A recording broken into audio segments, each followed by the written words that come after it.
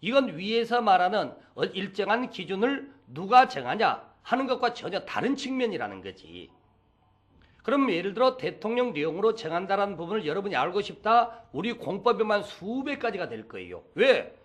법에 규정을 둘 수 없으면 시행령에다가 규정을 두는 거니까. 그래서 결론적으로 물어보는 포인트가 될 수가 없다는 거야, 이거 자체는. 그래서 여러분이 알아야 될 것은 수립기준, 지정기준, 작성기준이라고 해서 누가 정하냐고 묻는다면은 그 누구의 전부 다 국토해양부 장관입니다. 그래서 앞으로 여러분들이 12번 나올 거예요. 12번 나오는데 그것을 개별적으로 기억을 하는 게 아니라 당연히 이제 확인용으로만 보실 겁니다, 앞으로. 그러면 예를 들어 지금 교재 41페이지 하단에서 보니까 광역도시계획 수립기준 단어가 딱 뜨는 순간에 여러분은 제일 마지막에 여기서 뭐만 확인하면 돼요? 국토해양부 장관이 정한다. 항상 그렇게만 보시란 얘기입니다. 바로 이제 그런 내용으로 그 구성이 되어 있으니까 거기다가 이제 의미 부여해 보시고 42페이지 가세요. 자, 교재 42페이지를 보시게 되면 거기에 이제 광역도시계획 수립권자가 나와 있죠. 그래서 광역도시계획을 누가 수립할 거냐라는 건데 복잡하게 생각하지 마시고 지정된 범위에 따라 권한을 행사한다라고 하는 거죠. 그러면은 같은 도의 관할구역 안에서 둘 이상의 시군에 걸쳐서 지정이 됐다.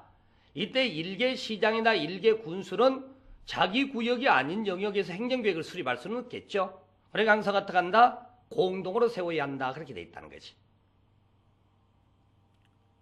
그 다음에 둘 이상의 시도에 걸쳐서 지정이 됐다. 그러면 일개 광역자치단체장으로서 시장이나 도지사가 세우기 어렵죠? 그럼 누가 한다? 시도지사가 공동으로 수립한다. 그렇게 하는 거죠. 이런 형태에서 거기 네모 박스 1번, 2번이 그렇게 되어 있고 그 다음에 3번의 내용은요. 도지사가 지정을 해줬다고 시장 군수대로 세우라고 같이. 근데 둘이서 지자체 이해관계가 얽혀있다 보니까 아무래도 수립에 어려움을 겪는다는 거죠. 그래서 협의가 성립되지 않더라는 거야. 그렇더라도 필요한 사업이 있다면 수립은 하긴 해야 되는데 양 당사자 간의 협의가 성립되지 않으니까 지켜보다가 도지사께서 한 말씀 하시네. 둘 다 빠져라. 차라리 내가 하마 이렇게 나설 수밖에 없다라는 거지. 그러면 4번의 내용은 뭔지 보세요. 좀 전에 시도 간에 걸쳐서 지정됐을 때 시도지사가 공동으로 세우기로 했었죠. 근데 거기도 지자체 간에 이해관계가 있다 보니까 수립이 어렵더라는 거지. 협의가 안 되더라는 거죠. 바로 그렇게 되니까 그 과정이 어때요? 그때 당연히 어떻게 한다? 국토해양부 장관이 내가 하마라고 나서게 된다는 거죠. 그러면 여러분들이 4번에 보면 국가라는 단어 보이죠? 국가계획과 관련된 그 표현이 나온다는 거죠. 그때는 누가 한다? 국토해양부 장관이 한다. 그렇게 돼 있다는 거죠. 자, 여러분들 자료 9페이지 보세요. 받으신 자료 9페이지 다시 보시기 바랍니다. 자, 공법을 공부하는 과정에 공통적인 것 몇 가지만 여러분이 정리하셔도 편하게 갈 수 있어서 다시 보는 거예요. 거기 보시면은 자료 9페이지 위쪽에 2번을 보시기 바랍니다. 우리 공법 전체적으로 항상 국토해양부 장관이 권한을 행사하는 게 아예 정해져 있다는 거죠. 거기 보시게 되면은 국토해양부 장관 영역에서 국가라는 단어가 포함된 내용이 나오면은요. 모든 권한이 누구한테 가 있다? 국토해양부 장관에게 가 있는 거예요. 그 자체는. 그 다음에 중앙행정기관장이란 단어가 보이기 시작하면은 그때도 권한 누구한테 가 있다? 국토해양부 장관에게. 그 다음에 정부기관이라고 넓은 의미로 씁시다. 공공기관의 장이라든지 정부 출연기관의 장이 어쩌고 저쩌고 이런 표현 나오는 순간엔 권한이 항상 또 누구한테 가 있다? 국토해양부 장관에게 그렇게. 그래서 이런 것들은 여러분들이 그 내용들이 나올 때마다 개별적으로 기억하려고 들지 말고요. 여러분은 객관식 시험 본다고 말씀드렸지 않습니까? 객관식 시험의 장점이 뭐예요? 친절한 시험이라고 그랬죠. 시험지에 써주잖아요. 시험지에다가. 그 보니까 단어가 국가라는 단어가 보이고 그 다음에 중앙행정기관장, 정부기관장 이런 의미가 나타나면 무조건 권한이 누구한테 있다? 국토해양부 장관. 그렇게 하는 거예요. 그 내용을 가지고 따로따로 기억할 게 아니라 이건 공통적으로 돼 있으니까 그렇다는 얘기죠. 그러면 여러분 교재 지금 42페이지 보실 때 42페이지 교재에 거기 네모 박스 4번에 보세요. 네모 박스 안에서 4번. 첫 글자가 뭘로 시작돼 있어요? 국가 이렇게 단어가 보이네. 국가라는 단어가 보이죠? 그럼 당연히 국토해양부 장관 그렇게 가보시라는 겁니다. 예, 그런 것들을 여러분들이 이제 조금씩 늘려가면서 공부를 하는 거니까 바로 이제 그런 형태로서 생각을 해보시고, 그 다음에 이제 그 교재 그 네모 박스 밑에 B번, C번은 예외 규정인데 그건 다음에 학습하시면 되고요. 그 다음에 이제 수립이 됐으니 승인이 이루어져야 되겠죠. 그러면 시도지사가 수립해서 올려보내니까 누가 도장 찍는다고요? 국토해양부 장관이. 그 밑에 B번을 보니까 시장 군수가 수립을 했답니다. 누가 도장 찍을까요? 그때도 마찬가지로 그때는 도지사가 그렇게 돼 있죠. 그래서 상급행정청이 감독청으로서 승인권을 행사한다 그렇게 돼 있는 거니까. 그리고 오른쪽에 43페이지 보세요. 우리가 이제 행정구역 수립 절차에 기초조사라는 게 있다고 그랬죠. 기초조사가 무엇이라고 그랬습니까?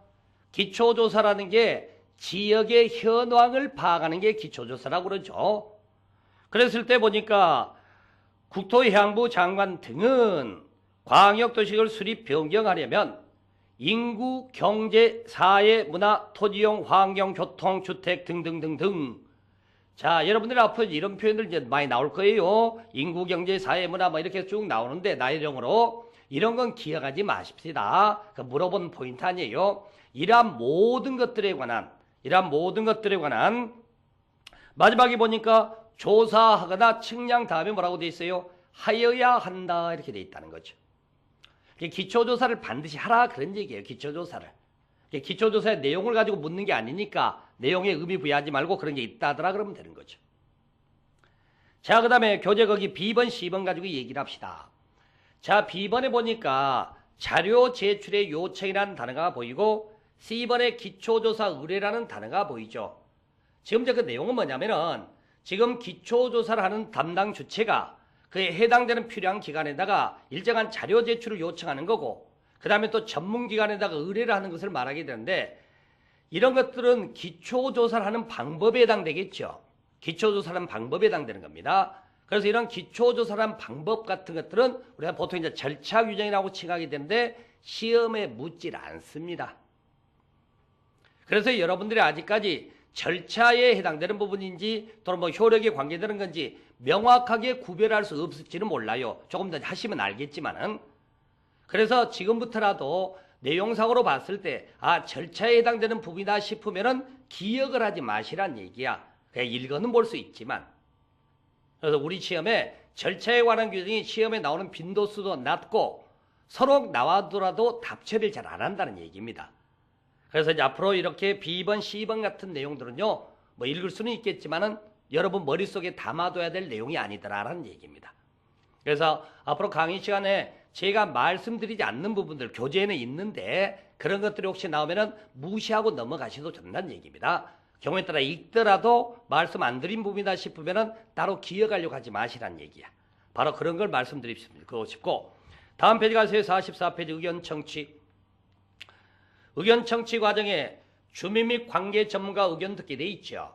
그런데 비구속적 행정계획이다 보니까 의견을 듣는 방식이 뭐가 돼야 되겠어요? 공청회가 된다라는 거죠. 공청회가.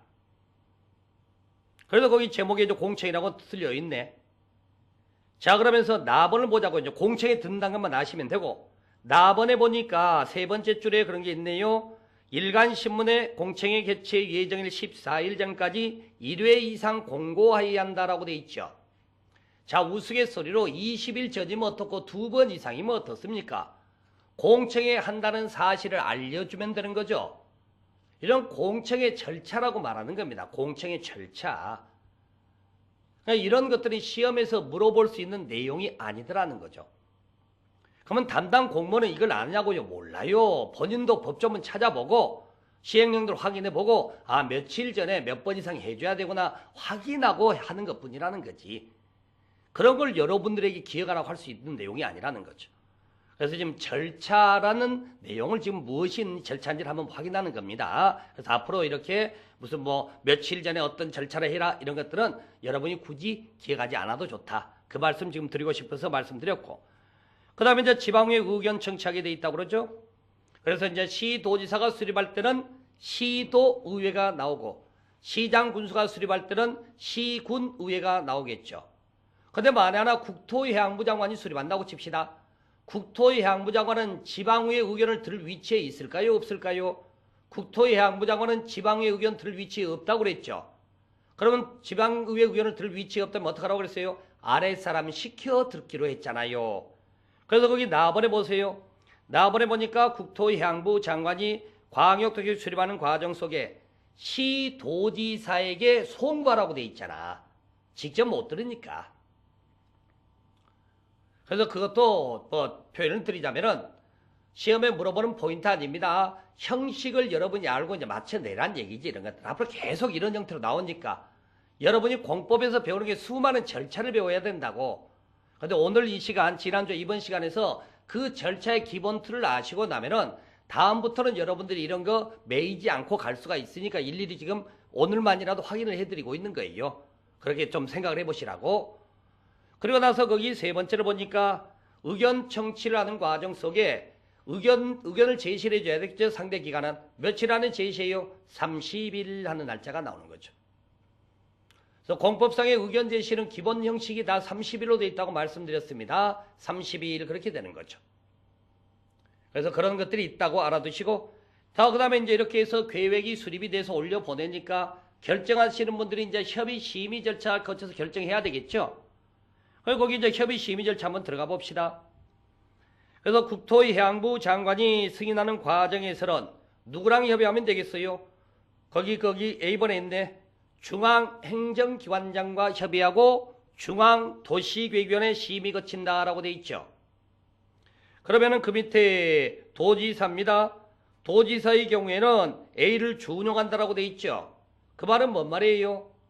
도지사가 할 때는 지방행정기관장과 협의하고 지방도시계획위원회 심의 거친다, 그렇게 된다.